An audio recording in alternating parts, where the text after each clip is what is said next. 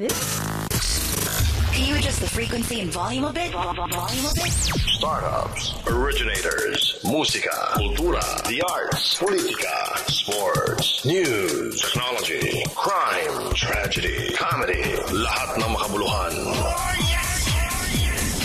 We are your independent podcast content creator, straight from the Philippine Islands. Mabuhay. You're listening to podcast.ph.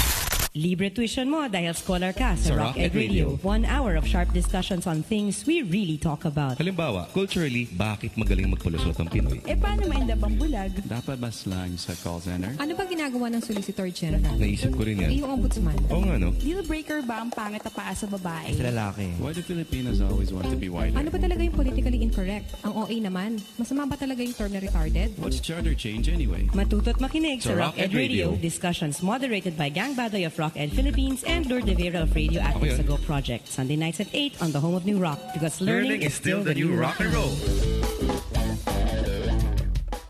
Well, this is obviously not NU107, and that's obviously a 10-year-old ad. My name is Gang. We just decided to play our old stinger because tonight is Rock Ed Radio's reunion on air. And with me, of course, in the studio, Lourdes de Vera of Radioactive Sago Project. Wait, do we say Lourdes de Vera of Billboards and TV5? Radioactive so much has changed. Project. And the other voice you're hearing is Mr. Erwin Romulo of Esquire. Yeah, naman. That's the more significant. I know, no? If you're tuned in right now, why? Why? Why are you here? Anyway, Why are we here? We decided because it's the 4th year we're off air. Did you realize that? No, From NU. We're not on NU. NU 107, if you know, closed down in November of 2010. Yes. Yeah. And it's November 2014 now. So para kaming Olympics, we decided to reunite tonight. Uso naman reunion eh. Di ba? How significant nag-close ang NU? NU. Birthday ni Binay. Oh, Yeah. November 10. Happy birthday, Vice President Binay. And we pause. Wait, I need you to hear the stinger, guys. This is podcast.ph and we are now part of this. So listen to this because Martin Andanar prepared it. Podcast.ph presents Rockhead Radio. With Gang, Erwin, and Lourdes. Wala kaming mga apelido. Like, Wow, we parang were porn extremely star. complex. Parang Snooki, walang apelido. Pwede. Mayroong apelido si Meron, Snooki. hindi Serna. ginagamit. Serna. Hindi ginagamit. That's Yung right. Snooki sa Jersey Shores ang walang apelido. Yan. So, mas sikat siya. Hindi. Wait, why do porn stars have no last names? No, some of them have part. Well, that's Sasha true. Grey. Sasha Grey. Sa totoong last Mga name ba Heart, yan? Hindi. Saint, mga ganyan. Oh, di ba? Umiikot-ikot Bunny, lang yan. Bimmy, Moon, Star, Jones. Celestial Body kasi yung Moon and Star. Speaking of celestial bodies, I know about the Ellen Adarna cover. It was such a wonderful cover. I thought it was great. yeah. Congratulations, Esquire. Thanks. Because- You saw Lourdes' name there. No? Yes, I Near did. the boobs. Near The boobs, yeah. Great. This is disrespect. Hello, It's Gabriela. the closest I'll ever get to Ellen Adarna's Adarna's body. chest. That's right. That's right. Because we really like talking about Esquire covers, but that's our favorite cover, Ellen Adarna. Is there any other cover we would like to discuss? No. That's it. They speak for themselves. Oo. That's right. Erwin Castillo, writer par Ayan, excellence. naman. Great Filipino. Yes. Hindi, just so that so that you know everybody listening right now. Technically, Lourdes and I, our boss is Erwin. Yes, We both that's true. write for Esquire. We are both writers at large. That's right. Oo nga. That's right. Thank you very much. So technically, Erwin is our boss. Oo. So, well, what has happened? Meron bang criminal element ang pag sinabing at large? May criminal roots ba siya? Meron. Kasi parang hinahanap ka eh. Diba? At large. Well, yeah, what does fittingly, writer at large mean? Fittingly, hinahanap ko kayo palagi, di ba? Oo nga. Poetic ba yun? Oo. Hinahanap-hanap ko kayo. Nahan kayo. Pero kailan sinimula ginamit yung term na yun na At parang large. at large, referring to, kunyari, an editorial body. Ganun. Where did that come from? Editor at large, may ganun. Yeah. Diba? May, ibig sabihin, may fugitive element ba lagi yun? Well, this doesn't mean you don't have to come to office, di ba? Oh, that's Special just what it means. ops kayo. Okay. Special ops. Oo. Actually, it's preposition and an adjective at large. Pero pag What sinabi does it mo, mean? diba, this Pag at person large. at large, Yeah. parang ibig sabihin hinahanap pa rin Pugante. ng batas. Oh. Well, it's a satellite of the of the brand, of the title. It's like a satellite. But you're connected with us, but you're... Yes, I know. Pero yung etymology nun, di ba? Hindi ko alam. Yung pinaka-philosophical roots nun. Nung phrase na at large. Yung at large, di ba? There is a sense of you are not constantly present. We are looking for you. Ano pala yun? Euphemism pala siya? At large. Na parang gusto kong patayin ng batas. Ganun. Pag unanong manghuhulang hinahanap ng police, di ba? Small, medium, at large. At large. But at large, grade 4 diba? joke yan. He remains at large. Well, the reason why we're talking about at large. Wala namang at medium, di ba? Lourdes and I are writers at large for Esquire. Yes, Erwin is our boss, and our favorite cover is the Ellen Adarna cover.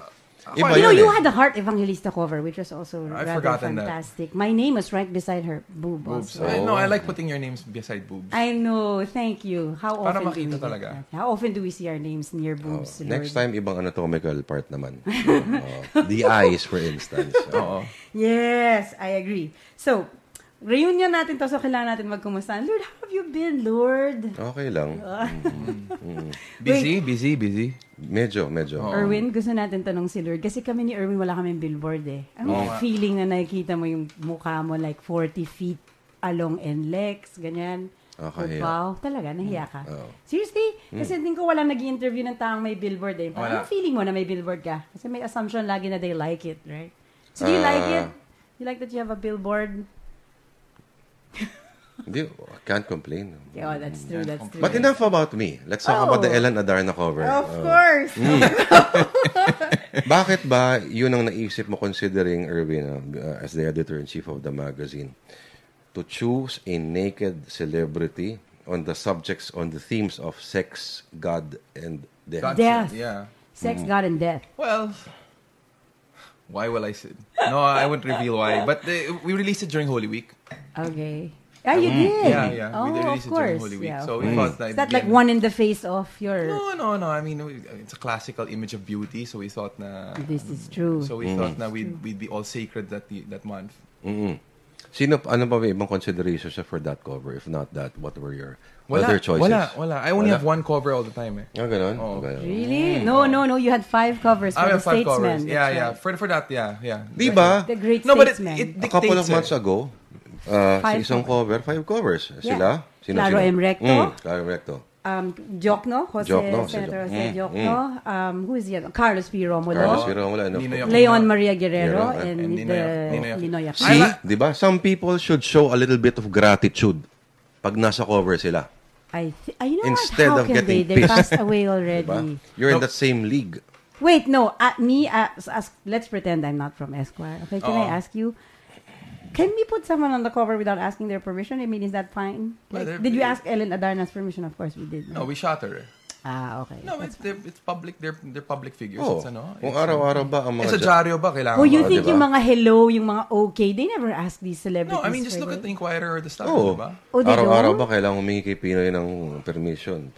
Kasi assumed na public person siya, so they can use. The photographer owns. You have to purchase it from the photographer. The rights belong to the photographer. Yeah. It's a public place. Ganun lang yun. I think Martin Antanar should be in someone's cover. Naman. Actually, ayan, nasa cover siya ng magazine. Just kung nakikinig kayo ngayon. Pero thank you kay Martin Antanar. That's right. Podcast.ph.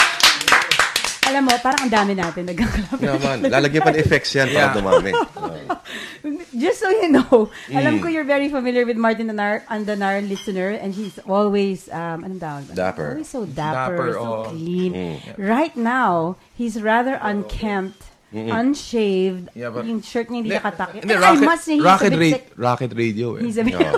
Parang He's a bit sexier parang tonight. senador na nagmamaong na nakatakain. Na naka-leather shoes. Naka-graphic tee. Naka-graphic tee. So pag-usapan natin yung mga pinaka-exciting natin guests because like I said, this is an alumni homecoming. So let's discuss Rock Ed Radio's highlights. My highlight, do you remember we guested the Burgos family consecutively? And the first time we guested them, Jonas had only been missing for a week. Remember? So, iba yung tema nun. Parang we thought we could still find him, right? So, Mrs. Burgos, JL, and they're all there. We even had a lieutenant, very pretty lieutenant, Jean Robles, guest with us. Siya yung pinadala ng information officer ng AFP. What are your most memorable guests? Senator Gordon was a memorable guest. Sa inyong dalawa. Oh, No, you were there, but you you left. walked You out walked out on set. that Walked out ba ako? You walked out on Dude, Dick. nasa Yeah. labas ka lang nun. No. Nag-start nandun siya. And then parang... Hindi mo. Hindi na. Nag-walk. You walked out on us, by the way. Yeah. But that was a memorable... You know why? Why? That was our last episode 6 days before elections. Yeah, he was... That was historic. Ano ba yung episode na nasuspend tayo afterwards? Yung Independence Day.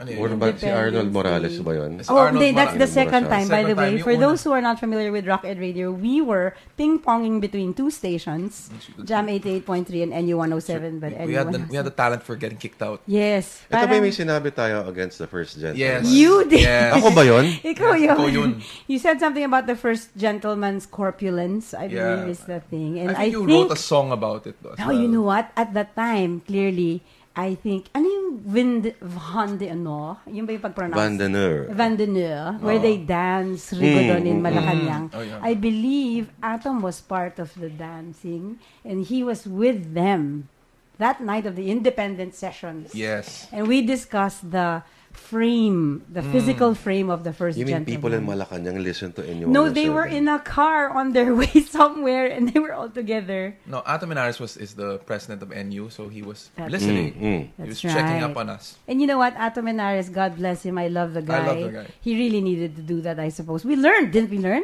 We only got kicked out 5 more times after that. It could have been more. The second time we got kicked out, just so you know, ping-ponging between two stations, NU 107 and Jam 88.3, both very grateful to them. We're both grateful to them. We got kicked out a second time because we guested someone, a stalwart of the Philippine punk scene. Arnold Morales of the Urban Bandits. Arnold Morales of the Urban Bandits. And with good reason. And we could not catch up with all his bad words. I think, can we say bad words? This is a podcast. Good. He kept saying fuck every 5-6 words, and it was too hard to catch. So, I think we went over the bad word meter of KBP. Oh, yes. Punk rock Punk rock. Punk rock. Yeah. However, madidisappoint naman tayo kung hindi siya punk rock, di ba? Kasi stalwart kung hallelujah, Lord Jesus. Oo, ibang usapan na yun. Kung naging charismatic si Arnold. So si Arnold Morales, kung mga bata, nasa forefront yan of the punk scene in the Philippines. What, 70s, early 80s? 80s. Ito yung Atrium. Ang favorite kong bisita naman, Sino? si Gibo. Ako rin. Kasi para siyang Godot. That's right. Yeah. Para isa pa yun. We spent, I think, 2 hours just discussing his absence. Yeah, No, that's what I like when the guests don't show up and we just have to talk about like them. this, like now. We were supposed to have guests, but they didn't show Talaga? up. Herbert, I invited whoever. I invited Nerica Costa. Sa totoo lang, ang awkward ng may guest. Oo nga eh. Baka huwag na tayo mag-guest. Parang, hindi, kay Pinoy pa rin tayo, no? Parang, you do not agitate your guest. Kasi di ba? Well, Erwin didn't agitate any guest. Oo. No. Si Gordon agitated himself. No, Yes. they came agitated, I think. Yeah, no, he was very excitable boy, that Dick. What was that particular question that actually, parang made him blue his he fuse? said something like... No, you want me to recap it? Oh, sure. Please, Mr. Romulo, go ahead. Basically, he just told us before the interview that I'm a straight shooter. You can ask me anything, Yes, and very frank. I'll be frank. Okay. I can dish it the way you. This is an interview like you've never had. I believe that was... So, okay naman. And then he said his spiel. He has his spiel that sabi ni Noy Noy, kung walang corrupt, walang mahirap. And then he started detailing all the ancestors of Noy Noy who have held positions in Tarlac. And that Tarlac is still not as progressive as it should be. Basta yung coup de grace nun, saan ang Tarlac na yun? Ganun siya. So I asked him. No, I asked him. Are you saying that the Cojuangcos are corrupt? I think that's what I asked him. And Erwin reiterated because nag-fold ako after he said, don't put words in my mouth, young lady. Or something like that. Yeah. Ganon. It was interesting. And then I started asking him, is Piping Cojuangco corrupt? Ginano ko na siya. And he wasn't saying Ginano siya.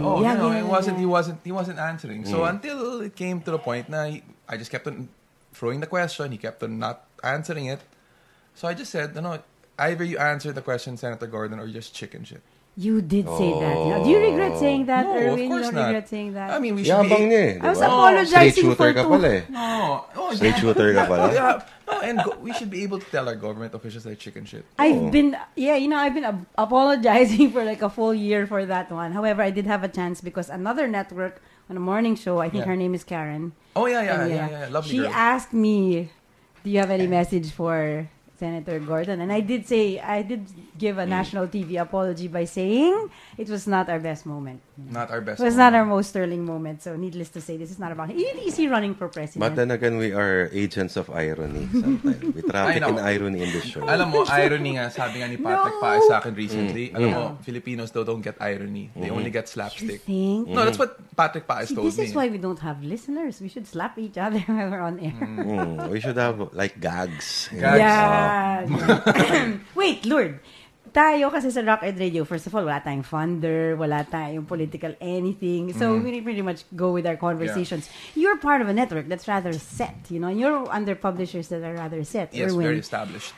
Are there compromises and are they hard? I mean, is there anything you felt like, oh, really, fuck, I can't do this because, and then you felt constrained?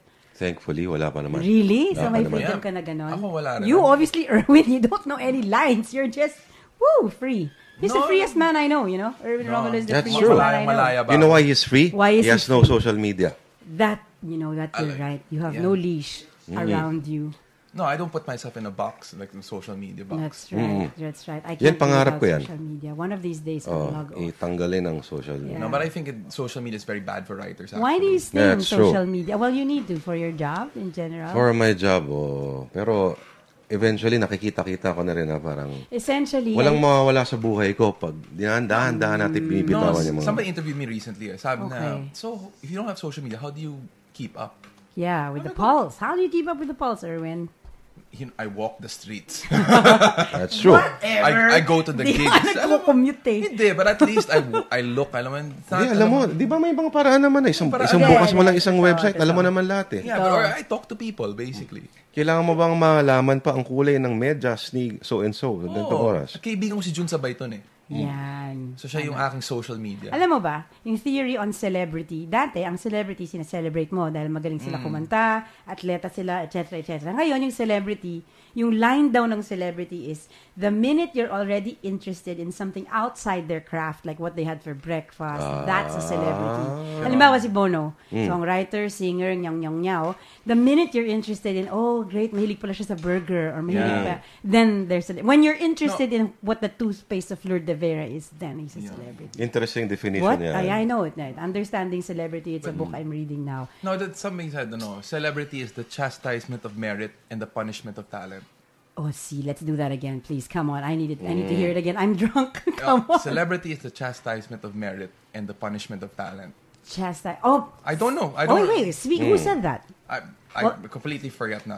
Speaking of chastisement of kasi talent. parang, di ba, yung modern definition of celebrity for celebrity's sake is Kim Kardashian. Yes. Yeah, well, Paris Hilton. But can I tell you, when the MTV came up with behind the scenes, like what happens behind videos, then you get to see them in the backstage, changing their shirt. It was such a peak for us as an audience to see them because we always see performers on stage, game face. The minute the cameras went backstage and said the making of Thriller, the making of, you see Michael Jackson resting before the dance, doon nag-cross tayo ng line eh. Tapos naging voyeur tayo konti. And then, you see them in their homes, yung crib, MTV crib. Sa bahay ko, ito yung kusina ko, I cook this way, Tupac Shakur cooking, whatever. And then, you have celebrities with sheer talent and you see them as ordinary. They brush their teeth, right? But, what's that show? Big Brother totally ruined everything because you have ordinary people doing ordinary things. No. Why am I interested in that? No, MTV did it first. They had the Real World. Real World, that's right. Okay, that. Imagine we have special people we celebrate and seeing them do ordinary things is fascinating. I would like to see Paul Weller brush his teeth. I would thrill because he's a songwriter par excellence. Why would I want to see an unknown brush his teeth with someone in the house I don't also know? So I think all these reality TV shows, it really marred the lines. Good verb. Marred the lines of celebrity, who we celebrate and who we don't. Diba? Speaking of binanggit mo yung marring the lines. Yung marring the lines, Ngayon ko lang na-realize di ba may mga feng shui ang mga pangalan, di ba? Meron. Diba? I'm sure gang is a bad feng shui thing, but apparently not. Hindi. Ano ba ang, binanggit mong pangalan yan, mar as a verb. As a verb. Diba? Ayon sa aking diksyonaryo, ang ibig sabihin ng salitang mar ay... Hey, it's not about that. Just to be clear, I like the guy. Wala. I'm balanced. Wala ko sinasabing guy. Pangalan lang sinasabi ko. Sorry. Damn you, gang. If names are our destiny, diba? Diba? Minsan may I mga need to laman see yan so eh. the other way, guys. Oo. Mar, to damage or to spoil to a certain extent, render less perfect, attractive, useful, etc. Impair or spoil. Ha? Example, that billboard mars the view. The holiday was marred by bad weather. Definition number 2, to disfigure, deface, or scar. That's a verb. Verb. Wait. Okay, diba? We're not Ito, discussing may anything etymology pa siya. Ha? Sabi niya, 1900s to, Middle Bilis English, ng internet merin. mo. OE, Old English, meran to hinder, to waste. Old Saxon siguro, merian, o OHG, merin to hinder, to bruise. Ang Gothic definition, marjan, to offend. To offend. Pansin mo, lahat ng mga ginamit na words son ay walang isang... Positive? Ewan natin. You think? I'm sure there's one. You know, I'm sure if you're ironic, you can use it as a positive verb. No, to offend is not necessarily a bad thing. Pwede namang money, di ba? But those are his initials, di ba? Yung? Ay, sorry. What am I talking about? Well, gang. Yung etymology ng gang. Pangga. Kasi Bisaya kami, di ba? Tsaka ano masama sa gang? Gang.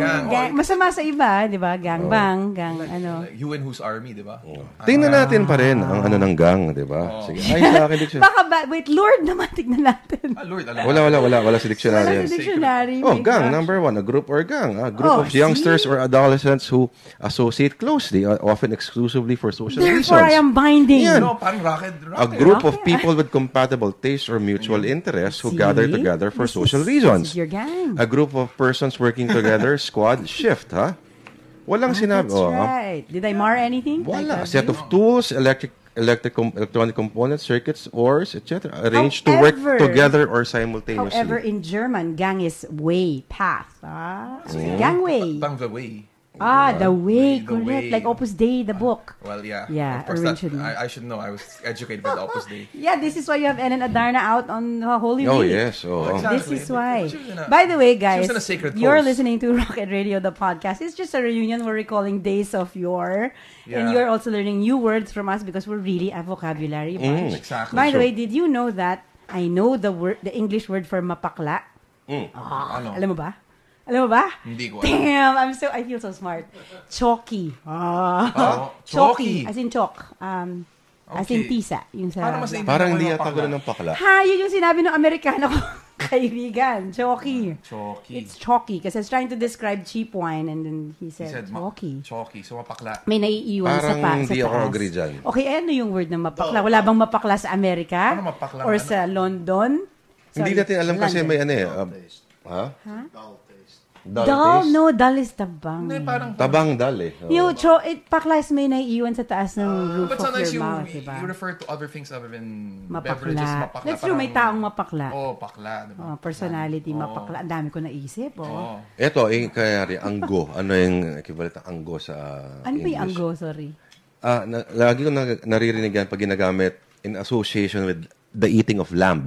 Anggo. Anggo, para maanggo. May- Kailangan mo ng mint jelly para matanggal ang anggo ng lamb. Lansa. I mean, Iba yung lansa eh. iba yung lansa sa fish yun.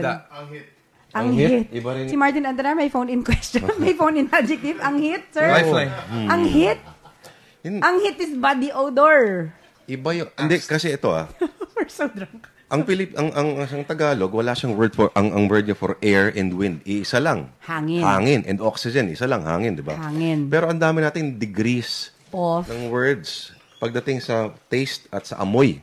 Ulan. Sa ulan din. Ulan din. Ambon. Di ba? Parang Hey. na halumimig. Ayan yun. Yung parang... Hamog. Hindi pa, yung parang na... Spray? Nasprayan ka na konti. Alam mo, may Ilocano word for that. Diba? Yung nagsispray lang, tumatama siya sa alulod and then spray lang yung umabot sa'yo. It's called sapri. Sapri. And it's specifically that. Yung Sapri. nakikita mo sa ilaw, yung dots, ganyan. Yun, sapri. Nararamdaman mo yung sapri. See, we're really a vocabulary radio show. Yan. What did you think? Language. What did you think? Worst guess. What was the worst guess? Wala pa pala tayo sa worst guess. Walang worst guess. Parang yun yung best May guess Department of Justice guy.